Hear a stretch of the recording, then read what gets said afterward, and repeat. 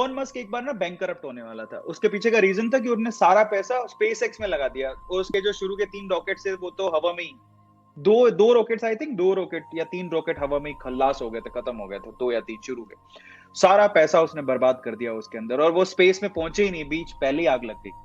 अब उसके पास सिर्फ इतना पैसा बचा था कि जिसे एक रॉकेट वो लॉन्च कर सकता था, और अगर वो भी फेल हो जाता है ना, वो भी उसमें भी ब्लास्ट हो जाता, तो उसके बाद वो बैंक करप्ट था। मतलब एलोन मस्क पूरी तरह से बर्बाद हो जाता, समझ रहे हो। फिर भी उस बंदे ने अपनी जिंदगी भर की कमाई उस लास्ट लॉन्च पे लगा दी। अपनी जिंदगी भर की कमाई लास्ट लॉन्च पे लगा दी। लोगों ने बहुत कहा कि पागल है, ये पागल आदमी है। लोग बिलीव नहीं करते थे। पता है, आप उसका एक इंटरव्यू देखना। मतलब इसीलिए कहते हैं कि लोगों के 100 मुंह 100 बातें होती हैं। मतलब ऊपर वाले ने लोगों को मुंह दे दिया है, 32 दांत दिए हैं, तो दिमाग नहीं इस्तेमाल करते हैं कि हमें बोलते टाइम सोचना है। वो सोचते हैं हम ही होशियार हैं, बाकी सारी दुनिया पागल है। सो ऐसे करके उसके साथ भी हुआ।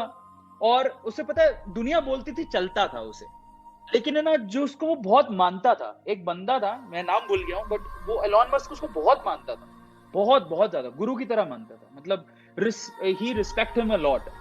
उस बंदे ने जब कहा कि Elon Musk is a mad person, जो अपनी जिंदगी भर की पूंजी बर्बाद कर रहा है ऐसे सपने के लिए जो कभी पूरा नहीं हो सकता, वो कभी सक्सेसफुल नहीं होगा, उनकी थॉट प्रोसेस खराब है, और बहुत निंदा की एलॉन मस्क की।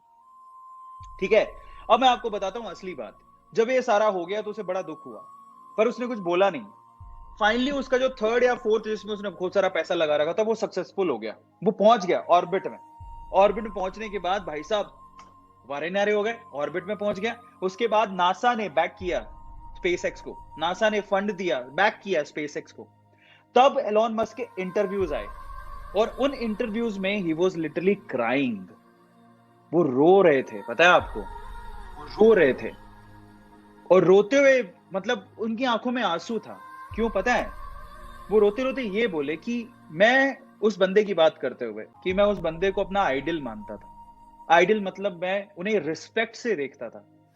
और क्योंकि ये सवाल इंटरव्यूअर ने पूछा था कि तुम्हारे आइडल ने ऐसा बोल दिया तो तुम्हें कैसा लगा, then he was crying and he was saying कि मैं उन्हें अपना आइडल मानता था, और जब उन्होंने ये बात बोली तो and I was so emotional at that time कि वो ऐसा कह रहे हैं। समझ रहे हो? ये बहुत मायने रखती है।